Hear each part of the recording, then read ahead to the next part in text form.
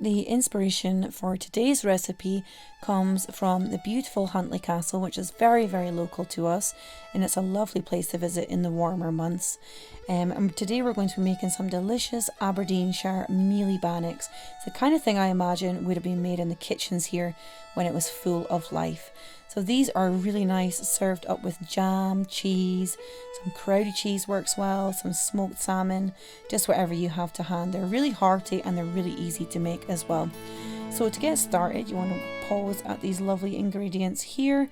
You do need to leave your oatmeal to soak a little bit, so you might want to make a note that you need to leave about an hour or so before you make this recipe for the oatmeal to soak. So we're going to add all of the oatmeal and the salt into a large bowl.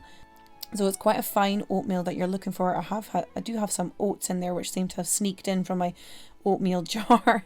But it is a fine oatmeal that you're looking for. You need to leave that to soak for an hour to 24 hours.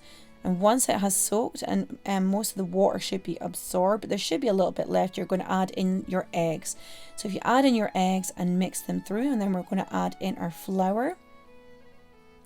You just give that a good sift through. If you only soaked your oatmeal for an hour, there might be a little bit of excess water, so you might want to add a little bit extra flour. You're looking for a really thick, creamy consistency. Nothing too thin. You still want to have quite a thick bannock, so you don't want it too runny. So if it is too runny, just add in a little bit extra flour. And we've also added our baking powder in there as well. So into a well-greased frying pan, you're going to pour in 2 tablespoons of the mixture. We're going to cook it on each side for about 3 minutes or until you see some small bubbles appearing on the pancake, and then we're going to flip it over, or the bannock rather. We're going to flip it over and cook it on the other side for approximately 3 minutes as well. So looking for about a medium heat in your frying pan.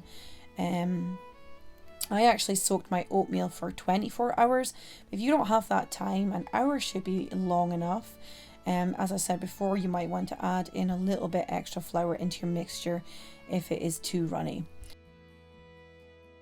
So I'm just serving mine up with some lovely strawberry jam here. You could serve it up with some cheese, some crowdie cheese or some smoked salmon. I'll put a link in the description box to my crowdie cheese recipe. You might want to serve it up with those. You could also serve it up with the smoked salmon pate, or trout pate would work really well. So I hope you enjoyed making your delicious Aberdeenshire mealie bannocks, and I hope you enjoyed a wee peek at the Huntly Castle as well. I'm sure you'll agree Aberdeenshire is a beautiful place, and I hope you get to come and visit it someday. There are so many places to visit around here, and it's really, really close to the Highlands as well. So if you enjoyed this video, please feel free to give it a big thumbs up, and if you haven't subscribed, if you click the subscribe button and the little bell next to it, I will see you guys again soon. If you enjoy traditional Scottish recipes, you might want to pop over to my website, angiemilne.com. You can pick up a copy of my free traditional Scottish cookbook over there as well. So take care, and hope to see you all again soon. Lots of love. Bye bye.